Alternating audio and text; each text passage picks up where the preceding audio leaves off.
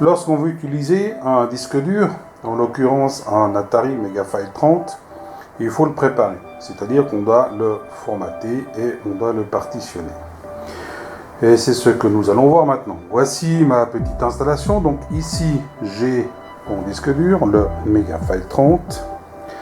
Ici, j'ai un Atari 1040 STF qu'on va utiliser pour cette opération et un écran monochrome où nous allons voir les options qui vont être nécessaires. Mettre en route un tel système, eh bien, il faut toujours mettre en route le disque dur avant l'ordinateur. C'est ce qu'on va faire ici. Je mets en marche le disque dur. Il faut attendre qu'il s'initialise. Observez bien la LED jaune du disque dur. Voilà, mon disque dur est initialisé et maintenant je peux démarrer mon Atari.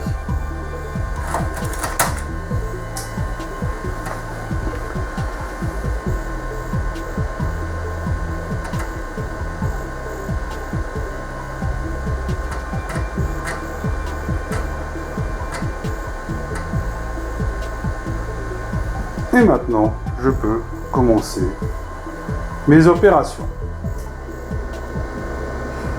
Bien, maintenant nous sommes installés. Le Megafile 30 tourne. Mon Atari est prêt. La disquette est dans le lecteur. Les utilitaires sont à disposition. On voit déjà que sur la disquette, j'ai bien un dossier auto dans mon répertoire principal. Il est ici. Ici, je suis à l'intérieur. Je retrouve un programme qui s'appelle ahdi.prg. Ce programme permet à l'Atari de reconnaître qu'il a un périphérique ou de rechercher des périphériques sur le port ACSI. Folder son, c'est pour corriger un problème du TOS de l'Atari. L'Atari ne peut gérer que des répertoires jusqu'à 40 répertoires. Ce programme va augmenter la zone mémoire qui est dédiée à ça, permettant d'afficher 100 programmes ou 100 répertoires. Je pourrais changer les valeurs. Si je change le nom du programme que j'appelle folder 200, eh bien je pourrais afficher jusqu'à 200 répertoires et 200 programmes. Comme je pourrais changer le nom du programme, je le recopie en mettant folder B par exemple, et à ce moment j'en afficherai aussi 200. Le folder 100 m'indique 100, le deuxième me rajouterait une tranche de 100, je pourrais en faire troisième qui me rajouterait à nouveau une tranche de 100. Ce qui est important, c'est que dans ma disquette de démarrage, j'ai ces deux programmes pour que l'ordinateur puisse reconnaître ni plus ni moins la présence du disque dur. Je vais maintenant utiliser un utilitaire fourni par Atari qui s'appelle HDX-PRG. Ce sont les utilitaires du disque dur.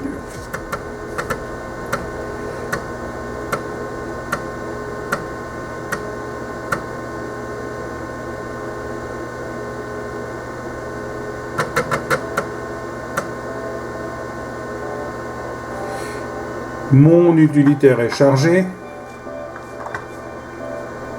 et on va directement dans l'option du disque où j'ai mon format. Eh bien, allons dans format. Bien sûr que j'ai un avertissement, formater un disque si il contenait quelque chose effacerait totalement son contenu. Je dis OK.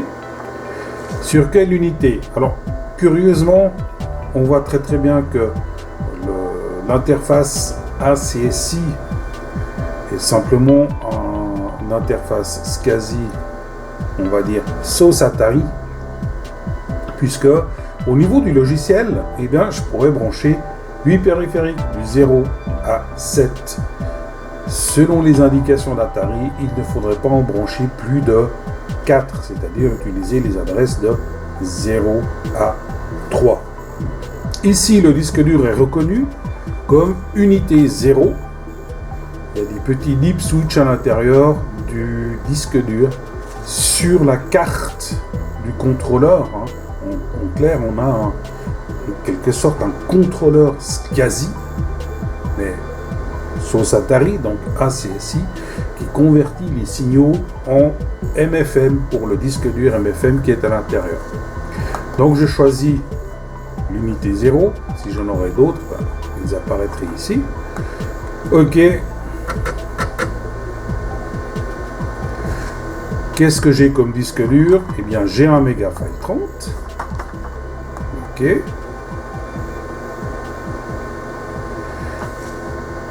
Dernier message, c'est bien indiqué dernière chance, parce que là, si maintenant je clique sur OK, et si j'avais quelque chose sur mon disque dur, ce serait trop tard.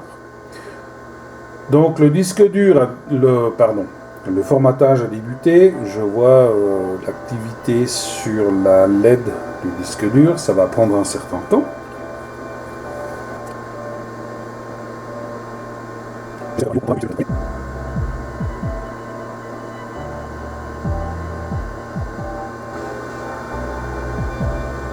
Voilà, le formatage est terminé et maintenant le programme va rechercher des secteurs qui seraient défectueux sur le disque. On a effectivement la possibilité de détecter certains secteurs défectueux et de les exclure de l'utilisation. Donc si on n'a pas trop, si on a peut-être juste 3 ou 4, comme ils sont marqués défectueux et exclus de la zone utilisable du disque, eh bien ça n'influence pas la fiabilité du disque dur. Bien sûr, si tout d'un coup j'ai 5% de secteurs qui sont défectueux, d'unités qui sont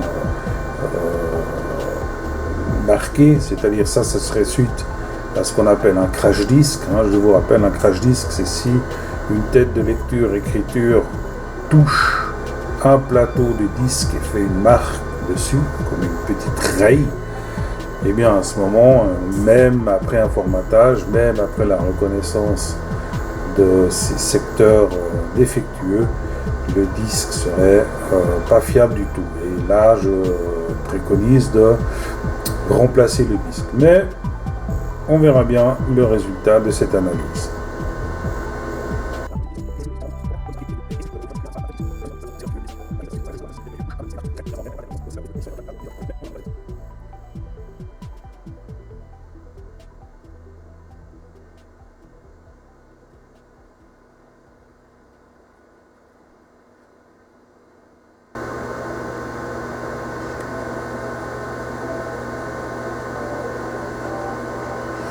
Maintenant, il partitionne le disque dur et l'opération est terminée.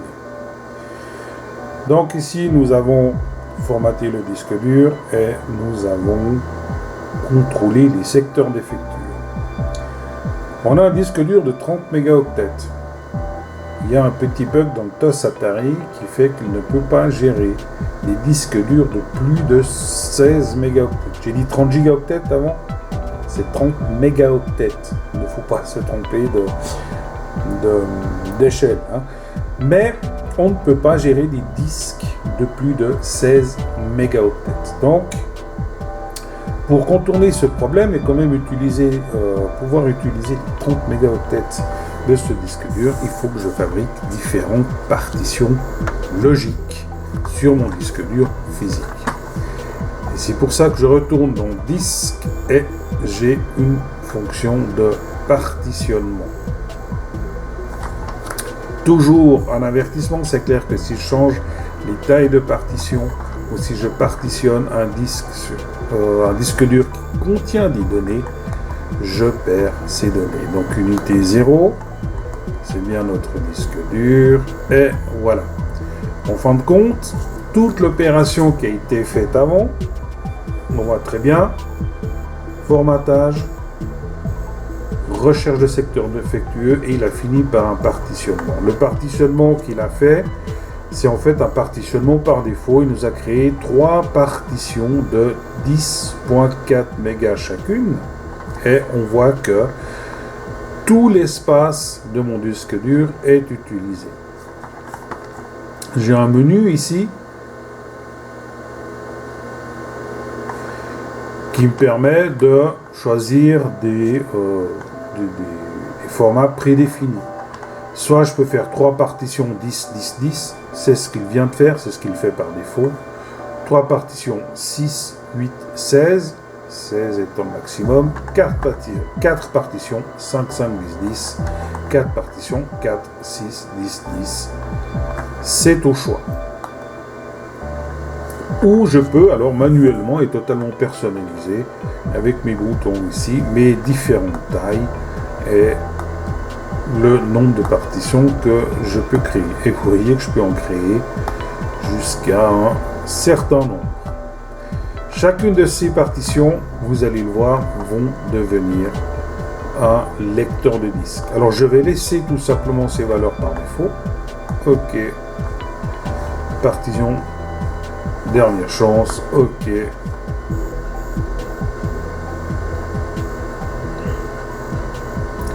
Le partitionnement est fait. Et maintenant, je vais ni plus ni moins que quitter mon utilitaire.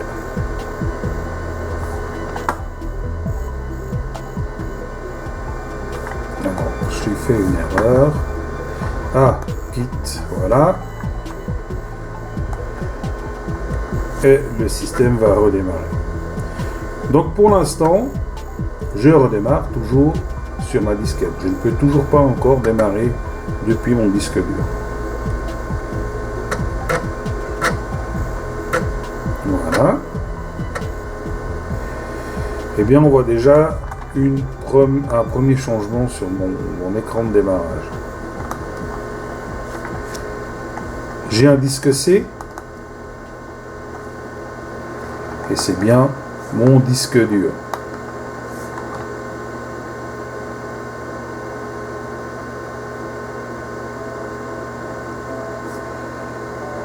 Capacité 10 mégas et des poussières. J'ai un disque D. La même chose. Eh bien, là, j'ai les 2 premières partitions de mon disque dur. Option, installer une unité disque. Installe. Et j'ai ma 3e partition qui est ici. Maintenant, si je veux pouvoir démarrer mon ordinateur depuis le disque dur, je dois utiliser un autre programme qui cette fois se trouve dans ce répertoire H-Install de mes utilitaires. Et c'est le H-Install PRG. Alors, je lance mon programme.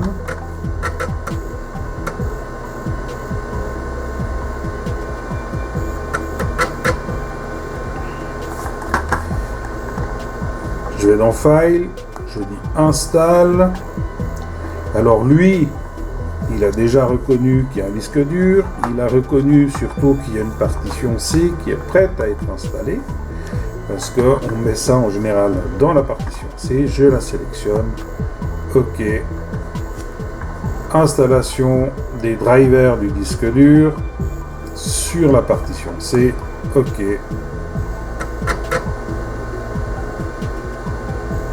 La chose est faite. Donc maintenant je peux quitter.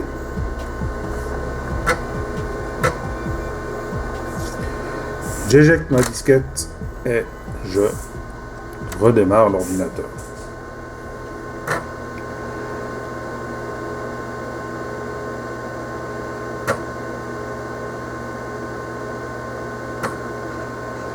Le disque dur se met en route et je viens de démarrer depuis mon disque dur.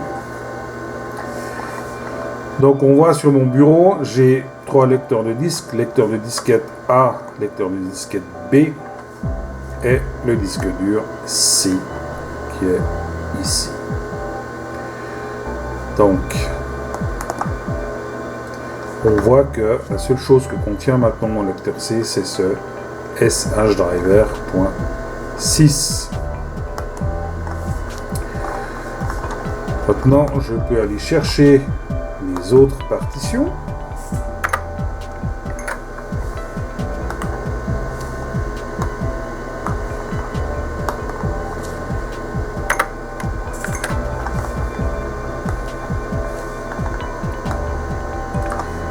Voilà, donc on voit ma partition C qui contient un objet, ma partition D qui est parfaitement vide et ma partition E tout aussi remplie que la D. Je dirais maintenant, pour finaliser la préparation de mon disque dur, je vais prendre cette fois une autre disquette.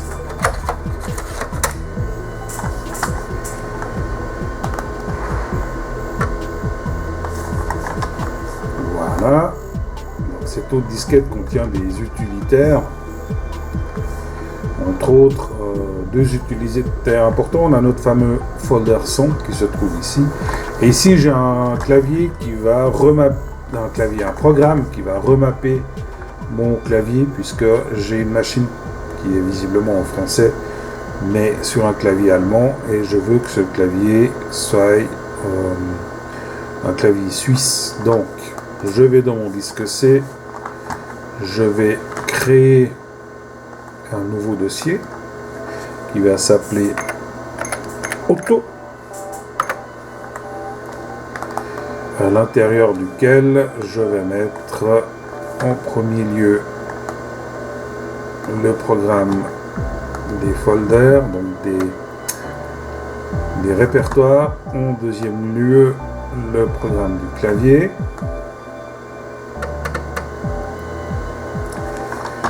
Ceci est fait, je reviens dans le répertoire principal et je vais mettre les accessoires d'origine Atari, donc qui étaient contrôle et émulateur, dans le répertoire racine de ma partition C. Et j'irai maintenant, chose importante, si je veux pas chaque fois aller rechercher entre autres mes deux partitions, eh bien je vais sauvegarder le bureau.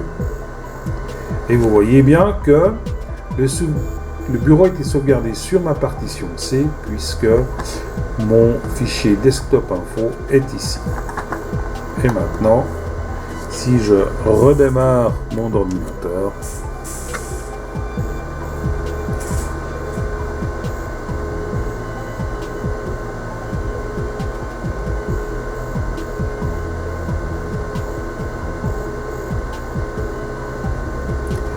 eh bien, je redémarre bien à partir du disque dur. Mes utilitaires ont été chargés en mémoire et ici, je me retrouve bien avec mes accessoires chargés en mémoire. Donc voilà, nous avons vu comment préparer un disque dur. Là, c'est comme si j'avais sorti le disque dur de son carton d'origine. Un disque dur tout vierge qu'il a fallu formater, contrôler les secteurs s'ils sont en ordre, partitionner et faire cette petite préparation. Et maintenant, je peux utiliser ce disque dur pour y copier mes données, mes programmes et tout ce dont je vais avoir besoin.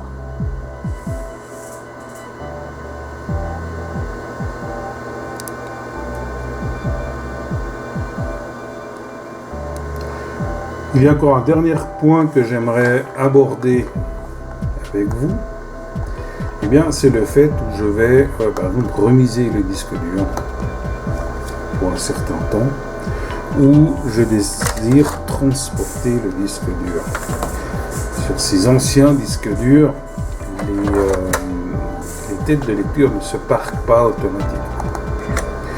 Donc si je remets ma disquette des utilitaires disque dur, eh bien j'ai un programme qui s'appelle chip.prg.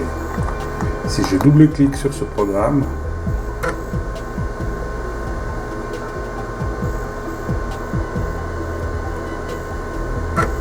bien, j'ai l'impression qu'en premier lieu, rien ne s'est passé. Eh bien, c'est faux. Le programme a parqué maintenant les têtes de lecture-écriture du disque dur à un endroit où ils sont à un endroit du disque où ils ne peuvent pas faire de dégâts. Surtout suite à des chocs, à un transport ou des choses de ce genre-là. Au jour d'aujourd'hui, les disques durs sont auto-parquants.